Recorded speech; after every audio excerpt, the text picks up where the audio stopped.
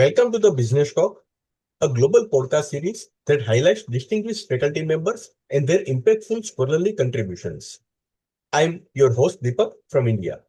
We are honored to welcome Dr. Isabel Fernandez-Mateo, Adecco Professor of Strategy and Entrepreneurship at London Business School, as our distinguished guest on today's podcast episode. Before we get started, I would like to introduce today's guest. Spanish-born scholar, Dr. Isabel is a professor of strategy and entrepreneurship at London Business School, UK. At LBS, she teaches across multiple degree programs, including the flagship full-time MBA, executive MBA, and PhD, and leads courses on building your career strategy and people analytics. An acclaimed scholar, Professor Isabel's research dwells into how professional relationships shape career trajectories, focusing on hiring decisions, job transitions, and advancement in firms. Her work also explores gender dynamics in the executive labor market, particularly the structural and social barriers that hinder women's rise to leadership roles. Her research has appeared in premier academic journals, including Administrative Science Quarterly, American Sociological Review, American Journal of Sociology, Management Science, and Organization Science. She currently serves as a department editor for the Organization section of Management Science. In today's episode, Dr. Isabel Fernandez-Mateo shares key insights from her prominent research. Unequal in the spotlight, gender differences in how serving on prominent firms affect directors' new board appointments. Let's not keep you waiting. Please join me in welcoming Professor Isabel Fernandez-Mateo to the conversation. Professor Isabel, it's a distinct privilege to welcome you to Business Talk. We are grateful to you for your accepting our invitation. Thank you very much for inviting me, Deepak. I'm very happy to be here. Thanks a lot. Thank you, Professor. Professor, your study finds that serving on more prominent boards boosts men's chances of new appointments, but actually reduces those chances for women. How did you first notice this paradox, and what surprised you most in the data? Well, my co-authors, I would say, Raina Brands and Hans Frankort, when we first put the data set together, we were really interested in what happens after women make it to the very top. Because, there is a lot of research that looks at access and how women get onto boards or other top positions in the first place, but there is much less looking at what happens next. So we wanted to understand whether those positions translate into further opportunities in the same way for men and women. And at the beginning, we expected that women would benefit more from serving on very prominent boards. These roles are a very visible signal of competence, and there is quite a lot of research suggesting that competence signals can be especially valuable for underrepresented groups. This is for several reasons, but one reason is that when people are more uncertain, perhaps because someone does not fit the typical profile, then these strong signals of ability and competence can help reduce that uncertainty for evaluators. And in some cases, women who reach those top positions may even be seen as more capable because people understand that the barriers to getting there are likely higher for them. But then when we look at the data, we actually saw the opposite. We found that women on the most prominent boards were less likely to get additional appointments, not more. And this was honestly a surprise to us. So from that point on, we tried to understand why something that looks like such a strong signal of success could end up working so differently for women. Professor, the research showed that women directors in the FTSE 100 are on average more likely than men to obtain additional board seats. Yet, this advantage disappears and reverses as firm prominence increases. How should we interpret this for women who are making it to the top? Yeah, that's a good question because the findings, as we put it that way, they can seem a bit puzzling, right, when you put them together. On the one hand, the fact that women are more likely than men to get additional board appointments, well, it's encouraging because it seems that once women make it to the top, there is real demand for them. But what our results show is that this making it to the top, quote unquote, is not a single or uniform experience. Because even within the FTSE 100, which are the top companies in the UK, there is a hierarchy of prominence. And some firms are much more visible and more prominent than others. And what happens is that this hierarchy shapes what happens next. Women seem to benefit from access to top roles in general, but when they reach the most prominent positions, the dynamics shift in ways that turn out to reduce their subsequent opportunities. So I think the way to interpret this is that careers at the top unfold in stages. So getting into these roles is one step, but would those roles later enable or constrain afterwards is another. And those downstream effects can have quite different consequences for men and women. By gender, they might differ. I think that more broadly, this points to a more subtle form of inequality, which is not about who gets in only, but how careers evolve once people are there already. Professor, the paper rules out many standard explanations, like women being less qualified or firms penalizing their performance signals more than men's. What were some of the most compelling explanations you expected to find but didn't? Yeah, this was one of the most interesting parts of the project because we started with a set of standard explanations, and honestly, most of them did not apply in this case. As you say, well, one of the most obvious explanations is that serving on prominent boards may be perhaps a weaker signal of competence for women. Now, the idea, we heard this idea a few times, is that the most prominent firms, which are also the most visible, they face stronger pressures to improve diversity. So perhaps women appointed to those more prominent boards might be perceived by others, rightly or wrongly, as having been selected partly for diversity reasons. And if this is the case, then other firms might discount that signal when they are considering them for additional appointments, and then they would be less likely to offer them new board seats.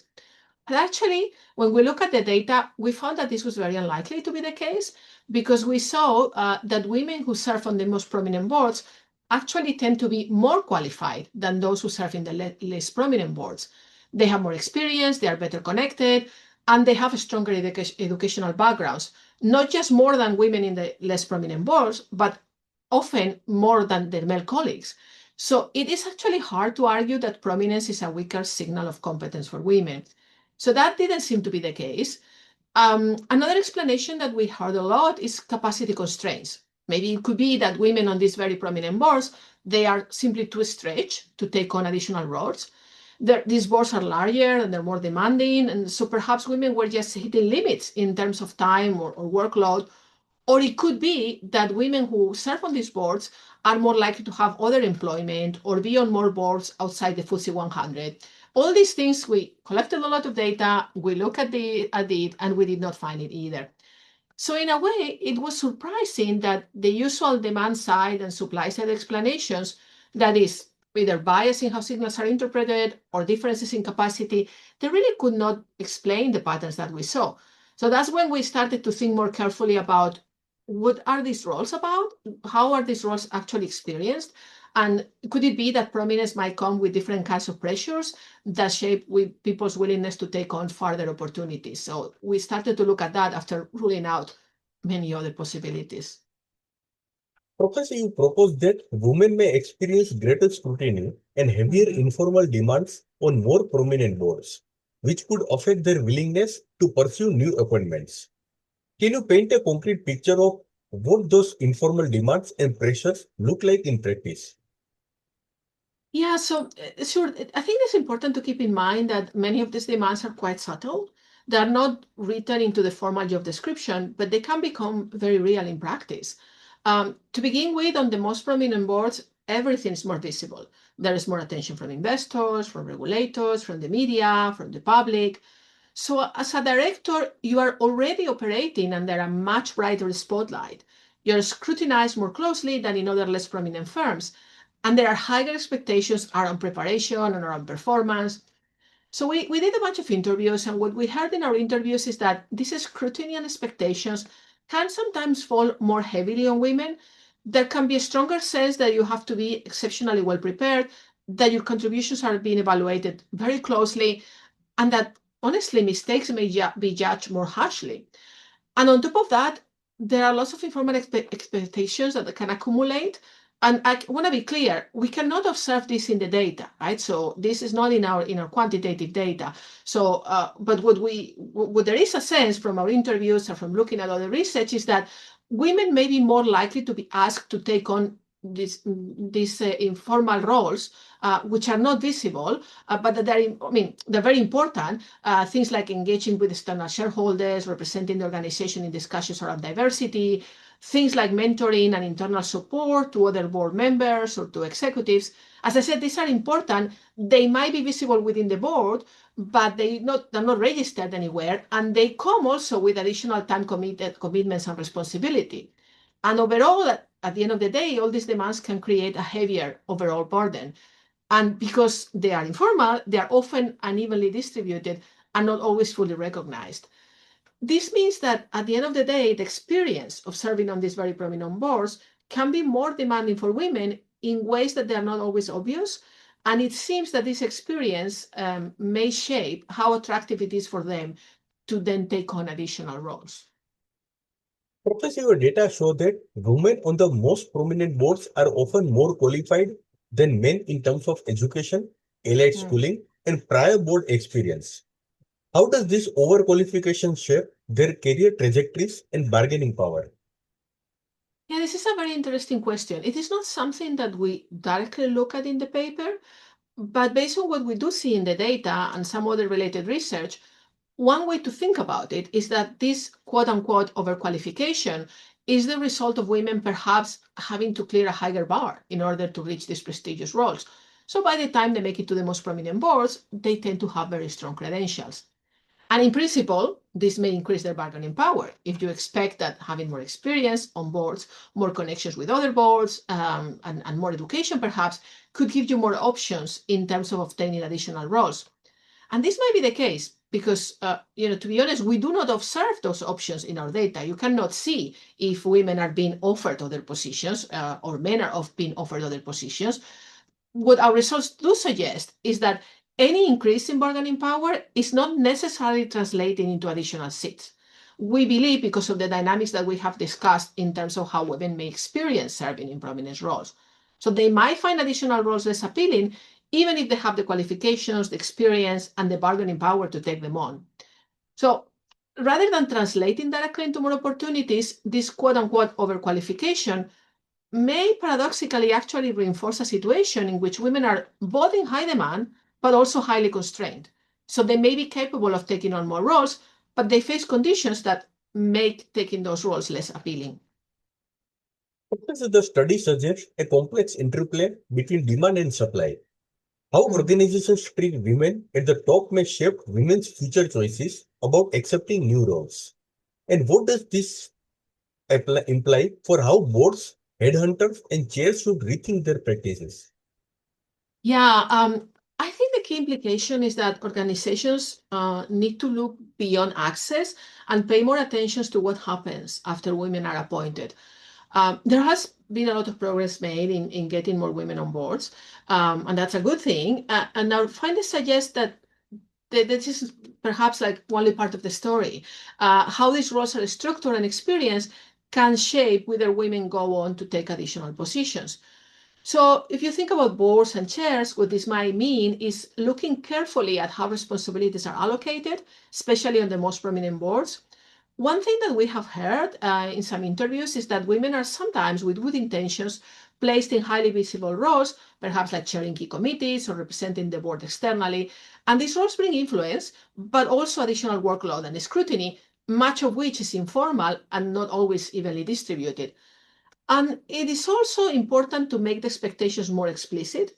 In general, board roles often involve ambiguous demands, and greater clarity can help ensure that these demands, are made visible, that they are shared evenly.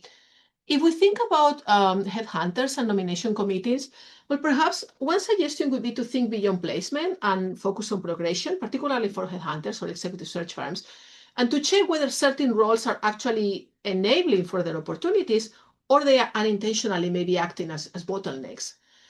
I think that more broadly, not just for boards, I think a key point is that organizations can think of structuring roles in a way that the structure of roles at the top can shape how attractive future opportunities are. So if the goal is to build a broader and more sustainable pipeline, it is perhaps not enough to just open doors, but also these roles need to support mobility over time. And think about what happens when people are already there. Professor, you highlight the dual nature of prominence as both opportunity and constraint. For a women director considering a first seat on a very high profile board, what are the hidden trade offs she should be aware of? Yes, well, I mean, first of all, I think that a very important point to remember is that a very high profile board is a great opportunity. It brings visibility, it brings influence. So the message is definitely not that women should avoid these roles, not at all. That's like not definitely what we're saying. What our research suggests is that these roles can also come with trade-offs that are not always immediately visible, and it can be helpful to be aware of those if you are able to manage them. So one is the intensity of the scrutiny. Every decision is more closely watched. There is much more preparation and expectations about performance. So this can make the role more demanding in practice than it might appear on paper. And another issue is the accumulation of informal responsibilities and the possibility that women may end up doing more of those and end up having a much higher workload that is not always formally recognized. So, if being on these boards makes additional roles less worthwhile or harder to take on, that might be something to think of, right? And it might be okay for people. It is just important to have a clear understanding of both sides, the visibility and the influence they bring, but also the less visible demands that come with them, and whether it is possible to manage those demands in a way that aligns with your broader career goals. But ultimately, I think that the phenomenon we highlight here in our research is more for organizations to address than for individuals to solve. Professor, the finding focus on FTSE 100 firms between 2010 and 2017, a period of growing pressure for more gender diversity. If you run this study today or in another market, what patterns would you expect to stay the same and what might change? Yeah, this is something we have thought about. It's interesting to think about. We've been asked about that as well. And in our data from a particular time and from a particular context, but we actually think that the underlying dynamics are likely to operate more broadly. First, if we run the study with more recent data, the baseline pattern may be a bit different because over the period we studied, there was a strong push to increase the number of women on boards, in the UK for sure, which likely explains partly why women were on average more likely than men to obtain additional appointments. So as representation has increased, that effect may be less strong simply because the pool of women is now larger. There are more women on boards. But I would expect the other core finding, the way that prominence affects men and women differently, to be quite similar. The mechanisms that we discuss, such as greater scrutiny, heavier informal demands in highly visible roles, they're not specific to that time period. And if anything, those pressures may have intensified. I would also expect similar patterns in other markets, like in the US, where boards operate under comparable levels of visibility and scrutiny. So the exact magnitudes of the effects might differ, but I think that the underlying dynamics should be similar. Although, so more broadly, I think this is really not just about boards. I think the same logic could apply to other high-level roles, like senior leadership positions, for example, where prominence and prestige bring opportunity and also bring additional and less visible demands. And I think that this phenomenon that we document is probably part of a more general pattern in how careers evolve, particularly at the very top or in prestigious positions. Professor, the paper connects to ideas like tokenism and social identity threat, suggesting that being in the spotlight can be more psychologically and practically costly for underrepresented groups. How can boards consciously reduce those hidden costs without diluting accountability? Yeah, so this is a bit related to what we mentioned before, which I think a key is to make the invisible parts of the role more visible and more evenly managed. I think that's in general a good practice. And one important step to do is to clarify expectations. A lot of board work involves informal norms, really, how much preparation is expected, who engages with stakeholders. And when these norms, these informal norms are implicit, they can be applied unevenly. So making them explicit helps ensure that there is that accountability that you mentioned, but it is consistent for everyone. And also, likewise, look at how work is distributed. Because as we said before, highly visible roles come with extra scrutiny and time demands, but the boards should probably be aware of whether that burden is shared fairly, and also think about how giving more responsibilities to underrepresented board members, which sometimes is something that we do, as I said, with good intentions, perhaps because you want to increase their visibility and their influence on the board, whether that's going to have any unintended consequences, how is it going to play out. Um, Chairs probably also need to play a role in how contributions are evaluated to make sure that the standards are applied consistently and that no one feels that they have to overperform just to establish credibility. And finally, I think this is all related. Visibility probably needs to be paired with some sort of support, particularly not just in boards, but in general. Sponsorship and support are key to make sure that being in the spotlight actually translates into future opportunities. So I think that the goal is not to reduce accountability, rather is to make expectations clearer, more consistent, and better supported. Professor Isabel, I would like to conclude this episode with one final question. Mm-hmm. You end by arguing that the very role signaling women's success can sometimes constrain their future advancement and influence in the interlocking director network. What would need to change at board, at investor, or policy level to ensure prominent appointments truly expand women's long-term opportunities? Yeah, that's a tricky question, right? But I think the main shift or think about this is going a bit from focusing on access to focusing on mobility over time. We've already discussed what this means for boards, right? Looking not just at who gets appointed, but whether these roles are actually allowing directors to take on additional opportunities and paying closer attention to workload and informal expectations. For investors, perhaps there is an opportunity to broaden the perspective. Much of the pressure so far has been on representation, on how many women are on the board. And this has been very important. But investors could also ask questions about progression. Are women directors building portfolios of roles in the same way as men? Are certain boards acting as stepping stones, but others are unintentionally becoming bottlenecks? More relevant probably is at the policy level, which the emphasis also has been similarly on getting women into top positions, perhaps using targets like in the UK or quotas like in some other countries. And our findings suggest that it might be also worth tracking what happens after those appointments. Just looking not just at appointments, but also at retention, repeat appointments, mobility across boards. And more broadly, I think that one thing that can change, and not just on boards, but on organizations more generally, is how we think about these prestigious or prominence roles or positions. Because these are often treated as almost like a final destination, like a signal that someone has made it. But if we want them to expand opportunities, they also need to function as platforms, not just destinations, and think about what happens over time. I think that's just mostly that shift of thinking about them as a stepping stone to something else, perhaps.